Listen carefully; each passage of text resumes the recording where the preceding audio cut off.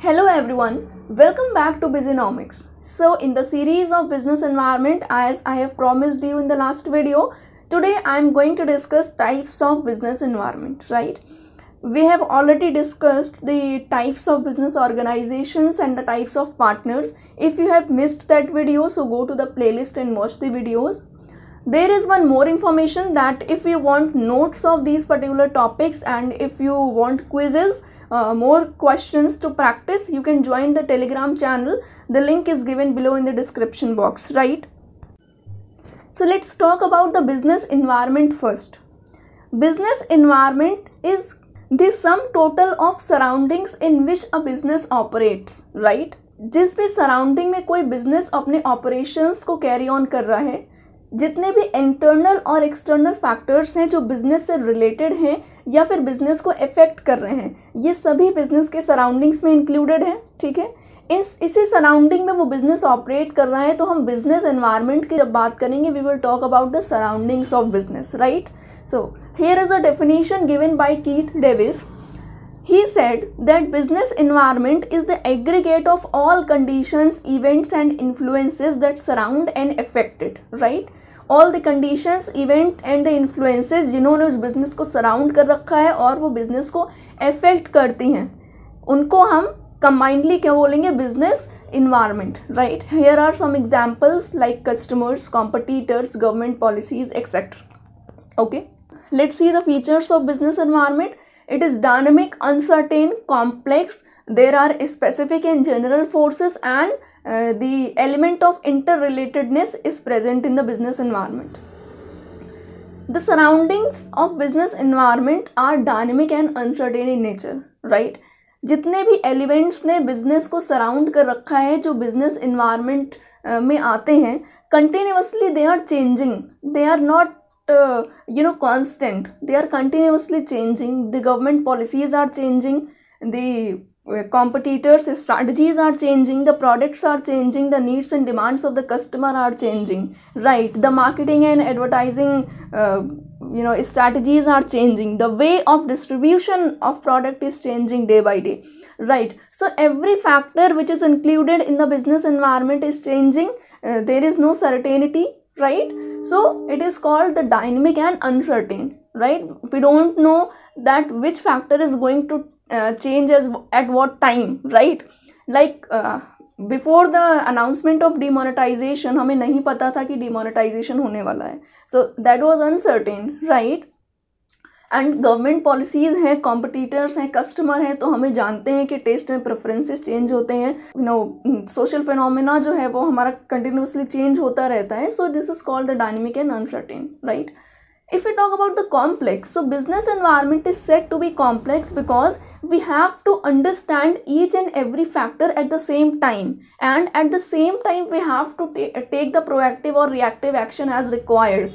Okay, so it is actually very complex in practical aspect. That's why it is called as the complex. Next है specific and general forces. Business environment is comprises of some specific and some general forces, right? When we talk about the specific forces, so specific forces consist of the investors, customers, competitors and suppliers. And when we talk about the general forces, so basically it deals with the economic, social, political, legal, natural and technological conditions, like whatever the macro factors are given comes under the general forces and the micro factors comes under the specific forces. Okay, we will discuss in detail about it.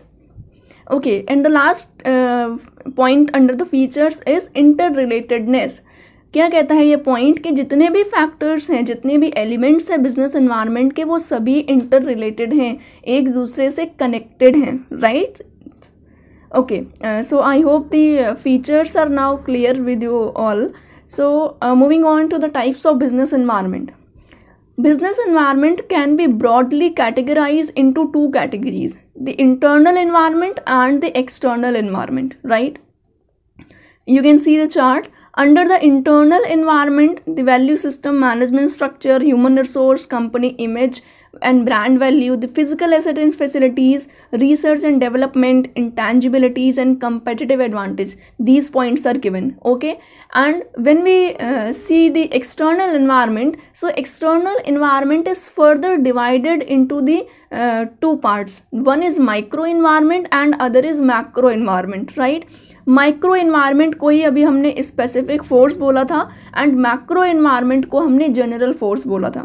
Okay, इस video में हम basically focus करेंगे internal environment के factors पे. Okay, सबसे पहले थोड़ा difference देख लेते हैं इंटरनल और एक्सटर्नल इन्वायरमेंट में. इंटरनल इन्वायरमेंट में जितने भी फैक्टर्स हैं हम उन्हें कंट्रोलेबल फैक्टर्स कहते हैं, बिकॉज इंटरनल इन्वायरमेंट के फैक्टर्स में जो चेंज हो रहे हैं वो आपका बिजनेस खुद कर रहा है. The changes are under the control of business totally. ठीक है, business can control all the factors which are given under the internal environment, right. When we talk about the external environment, so these are called as the uncontrollable factors because the changes in the external environment are not under the control of business, right? Business have to change itself according to the external environmental factors, right? Okay, so let's see the internal environmental factors in detail. The very first is value system. ठीक है, जितने भी points आप internal environmental factors में पढ़ रहे हैं ये सभी कंपनी के से इंटरनली रिलेटेड होते हैं. ठीक है, एक्सटर्नल फैक्टर्स का इनमें कोई भी ज़्यादातर इम्पैक्ट नहीं होता है and these are totally called as a controllable factors, right. Company इन्हें खुद कंट्रोल कर रही है. अभी समझते हैं one by one. The very first is value system. ठीक है, वैल्यू सिस्टम क्या होता है? Basically these are the ethical beliefs that guides an organisation in achieving its mission and objective. Okay, किसी भी ऑर्गेनाइजेशन के एथिकल बिलीव्स एंड वैल्यूज जो उसे अपने गोल्स और ऑब्जेक्टिव्स को अचीव करने में हेल्प करते हैं, this is the value system, right.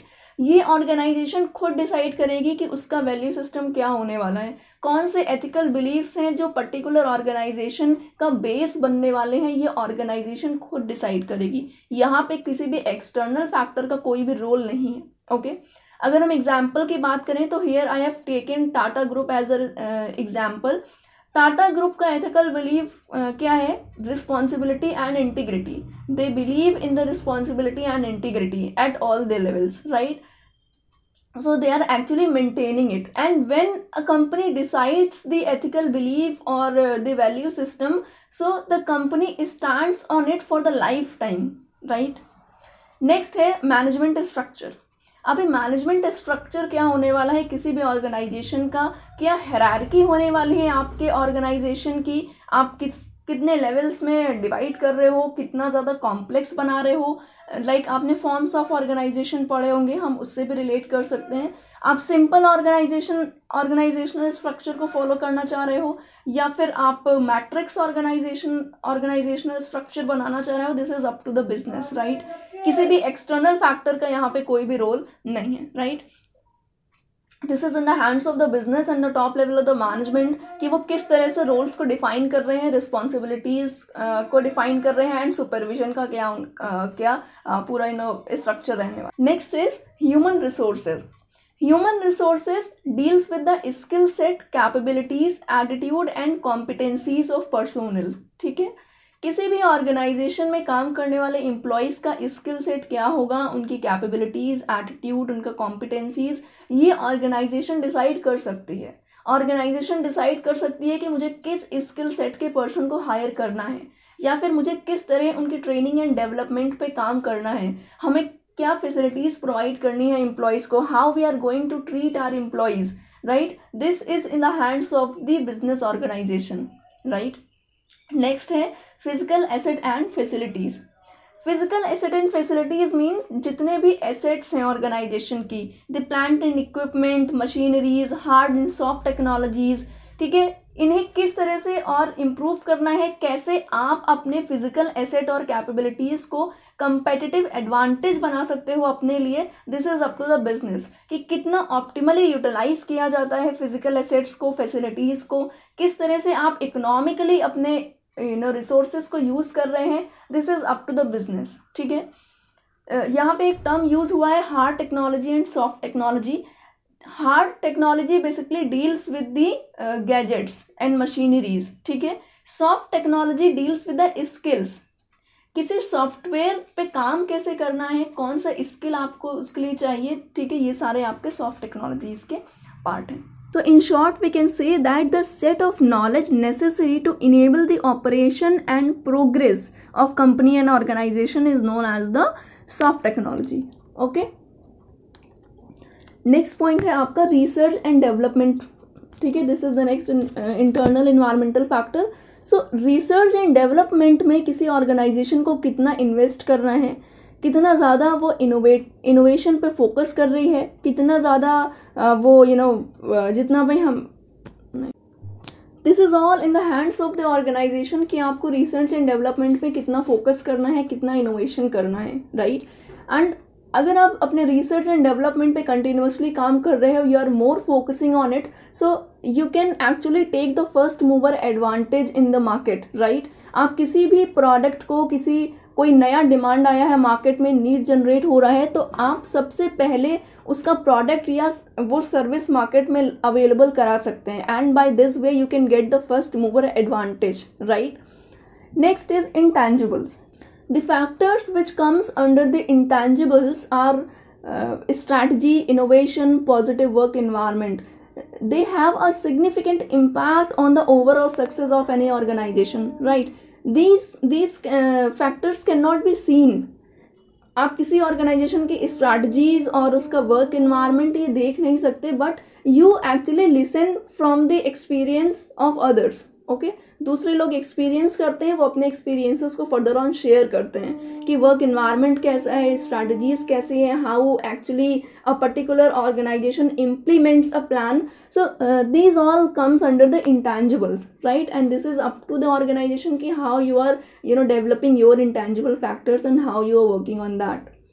The last one is competitive advantage. Competitive advantage is basically an attribute that allows an organization to outperform its competitors. It may include access to natural resources such as high grade ores and a low cost power source, highly skilled labor, geographic location, high entry barriers, and access to new technology. ठीक है, these basically in short if we talk, so competitive advantage is something that helps you to beat your competitor, right? अगर आपके पास कुछ ऐसी speciality है आपके product में, आपके सर्विसेज में, जो आपके कॉम्पिटिटर्स के पास नहीं है, something which they cannot copy, something that your competitors cannot copy is known as the competitive advantage, right? If we talk about the Maggi, so what it is having as a competitive advantage? The taste, right?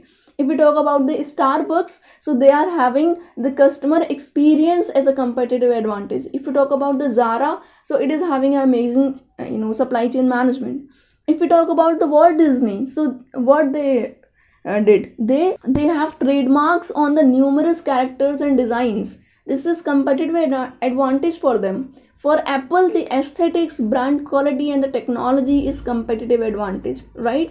So competitive advantage is something that your competitors don't have, right? So ये सारे internal environmental factors हैं जिन्हें organization खुद decide करती है.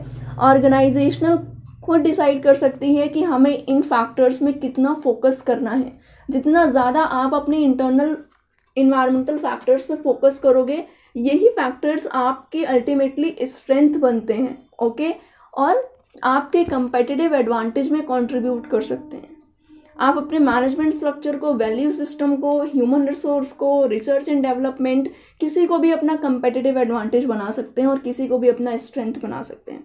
और जितना ही ज़्यादा आप इंटरनल एनवायरमेंटल फैक्टर्स को स्ट्रॉन्ग करोगे, उतना ही ज़्यादा आप स्ट्रैटेजिकली एक्सटर्नल एनवायरमेंटल फैक्टर्स में होने वाले चेंजेस को बीट कर सकते हो, उनके साथ कोप अप कर सकते हो, right? So this was all about the internal environmental factors. In the next video, we will talk about the external environmental factors. Okay, so stay tuned with us. Thanks for watching the video. Don't forget to like, subscribe, and share it with your friends.